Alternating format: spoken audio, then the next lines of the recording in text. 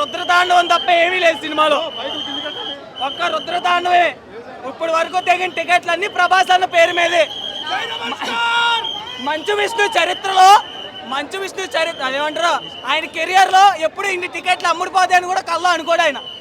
నా సినిమాకు కూడా 7 o'clock షోలు పడతాయని కూడా కల్లో కూడా అనుకోడు ఆయన. అలాంటి ప్రభాస్ని వాడుకొని ఆయన కోరికలన్నీ తీర్చేసుకున్నాడు.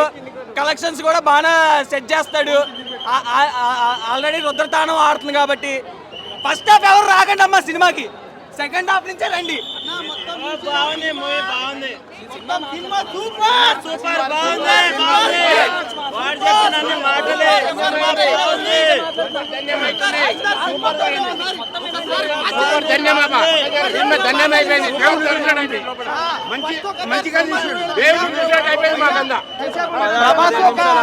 ఒక 25 minutes ఏముంటాడు కానీ సినిమా ఫస్ట్ హాఫ్ కూడా చాలా బాగుంది. అట్లా అంటే కలెక్షన్స్ చాలా సూపర్.